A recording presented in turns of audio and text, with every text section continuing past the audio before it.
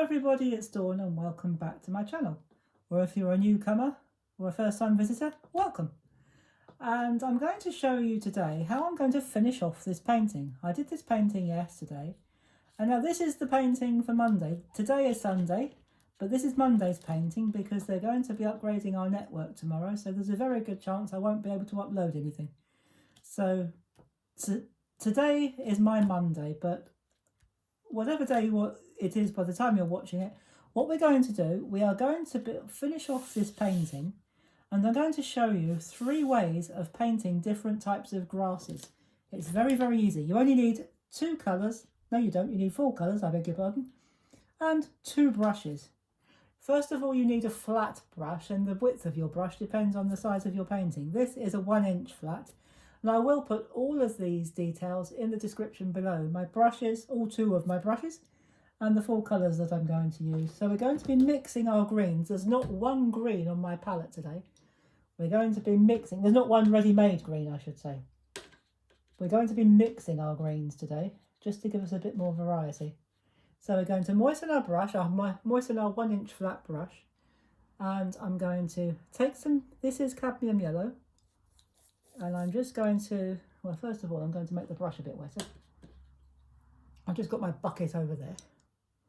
And I'm going to put some cadmium yellow, just a little touch, or biggish touch, because it's a fairly big space. It's an A3 painting, so we need a fairly big space. We are going to make this come down all the way, but it won't look flat all the way by the time we're finished. So we're going to put some cadmium yellow there. Then I'm going to take a touch of, this is cobalt blue, and I'm going to mix that, just a touch at a time, into my cadmium yellow. And we're going to make a nice bright green. So we'll just mix up a little bit more of that because we need that to go all the way down. So we'll mix up a little bit more like that. And so there is our colour mix up. And we're going to paint that straight on to the dry paper. Oh, what a lovely fresh colour. So I'm just going to pop some more water on there just to help it spread a bit better. Or to spread more smoothly, I should say. It will always spread nice and evenly. It should do. If you have a fairly good consistency of water within your paint, it should flow quite nicely. So we're going to go all the way down. This is just going to be our flat grass. And I'll show you what you can do to add a little bit of texture. Once we've got this, we just want to get rid of the white paper really. So I'm just going to mix up a tad more, just a little bit. If it goes a slightly different colour, it's going to be a bit bluey, but that's all right. Just mix it up a bit better. And we'll just put that into there, and that blue, hopefully, will disappear. Yes, it will. We'll just make that disappear into there like that. We can bring it up, and then I'll show you, before we move on to the next type of grass, I'm going to show you how we get a little bit of texture into that grass. But I'll show you in this sort of mid-distance here because you won't see it at the bottom because of the other types of grasses we're going to be doing. So I'm just going to mix up just a tiny weeny bit more just to cover the paper, just to get rid of that white. I actually don't have a problem with white paper, but I do know, or I realise that some people do. They look at white paper and they think, what am I going to fill it with? So we are going to get rid of the white paper. So I'll just hold it down at the point where it's dry. And so there we go, white paper covered. And already it's beginning to look much more lush. And what we need to do is wash it out and squeeze it out. And if I'd remembered to bring my kitchen towel down with me, I'd have dabbed it out on that, but I didn't. But never mind. So we're just going to squeeze it out. What we do, if I put that up there, you just squeeze your brush through your finger, your forefinger and your thumb. Like that. Right, I'll just pop that back over there. And then what we need to do, we need to pick up, without dipping back into our water, we'll just take this puddly bit there we've got, that'll be enough water there. And we're just going to make that thicker. So again, we're just going to put some more cadmium yellow and a little bit of cobalt blue and make it slightly thicker. It may go a little bit darker, but that's okay, that's fine. So maybe just a wee bit thicker, not too much. So that'll probably do because it's not going all over there. And to make it a bit, if you want it a little rougher, if you want some texture in places, don't just use these brushes, these flat brushes, they're brilliant. Don't just use the flat bit like that you think of. Hold it like that, hold it upright to the paper and just touch the wide bit like that. And we're just going to use it almost like a stippling brush. Just in odd places, just random. You don't have to really think too much about this. Just stipple with the flat of your brush. Hold your paintbrush upright to your painting and just put some odd rough bits. We won't go too mad, she says. That's the trouble with these sort of techniques. You think, oh, that's good, I'll have some more of them, and then you obliterate all the flat grass. So I'm going to leave it like that for now, because what we're going to do now, we're really going to clean out our brush. We're just going to re-moisten it. And into this puddle, we're going to make a little bit more up. But we're going to make a fairly hefty bit more up. Because what we're going to do now, we're going to put, oh, that's a bit too much, yeah, that's a bit too much blue, but that's all right. Just whack some more yellow in it, that's all right, because we're going to darken it anyway, because we're going to add some yellow ochre. This is yellow ochre here, so we're going to add some yellow ochre into this to darken it down. Not only will that darken it, it will thicken it. So we'll do that until we get the, oh, that's quite a nice shade of green. Maybe just a touch more yellow. That's about right, that's fine. So nice and thick and not too wet with this one. And what we're going to do, I'm just going to get rid of my palette. Well, not get rid of it, but pop it to one side. We're going to paint some longer, thicker grasses. So what we're going to do, again, all with our flat brush, you just touch the brush until it bends and flick like that. So touch and flick, touch and flick. And you keep doing that all the way up like that. So I'm just going to pick up a little bit more paint, and we're going to do that. We're going to make a border all the way across here. So it's just that touching until it bends. I'll show you again, because once you get to the bottom, you can do another layer of this. So again, you just press the brush till it bends and then flick like that. So you press and flick. Press and flick, and you keep on doing that. And I'm going to just cover this area with these lovely long grasses. And what you can do with the handle of, I've got my rigger brush down here as well, because we need them for another form of grass or another type of grass. And I'm going to show you what you can do with that, with this particular grass.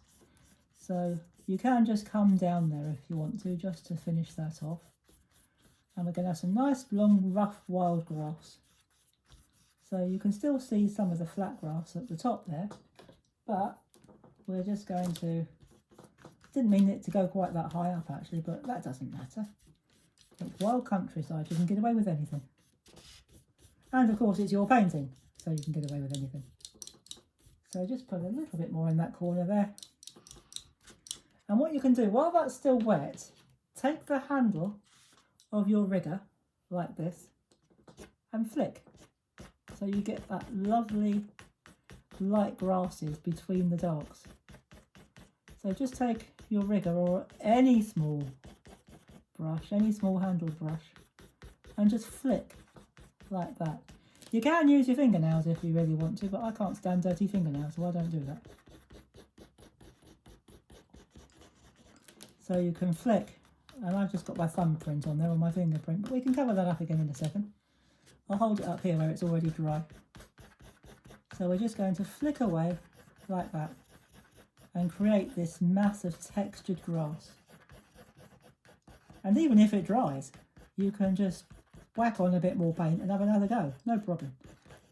But I think we'll be alright with this one. We won't go too mad, because if you go too mad with this, you end up taking all the paint off.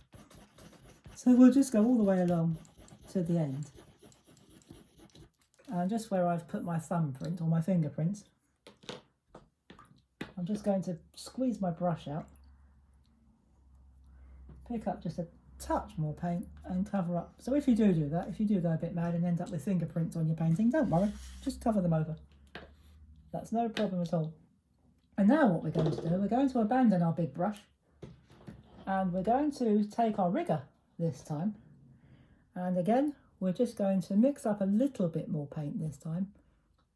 Same combination, yellow ochre, cobalt blue, a little bit of yellow ochre, but this time we want it a bit darker, so we're going to take just a very tiny touch, and I mean a tiny touch, of black, just to make that really rich and dark, like that.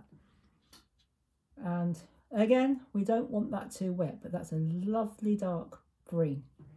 And what we're going to do, well, which side shall we have it? This side, I think.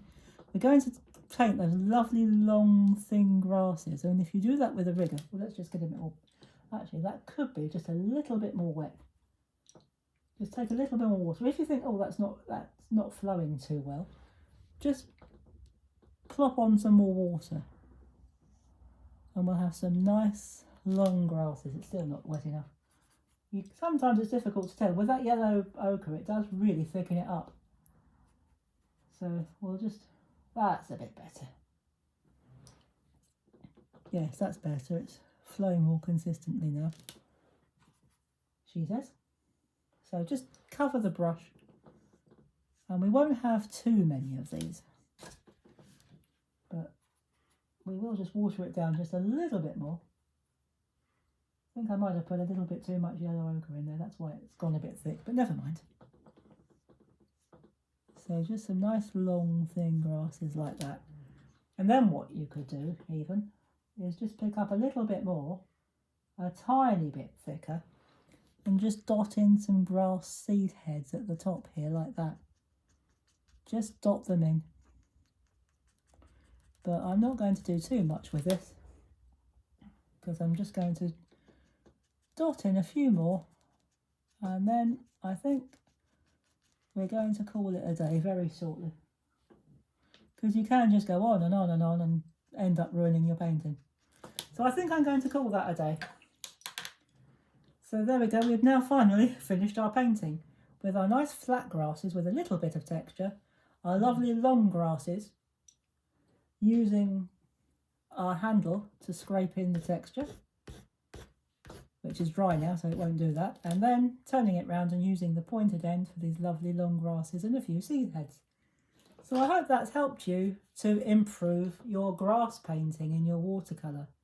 And when you come back next time, well actually no, when you come back next time, I will be back on Thursday, but before that I'm going to be coming back probably on Tuesday or Wednesday, depending on time, and we're going to be doing a comparison between Cotman's paints, or artist watercolour paints, and students paints, students grade and artist grade watercolour paints, just to see what the differences are, or if there are any noticeable differences. So I hope you can join me for that and that you find it interesting. And until then, thank you so much for watching. Enjoy the rest of your day, whatever you're doing. Stay safe everybody, have fun, and as always, happy painting. Bye bye for now.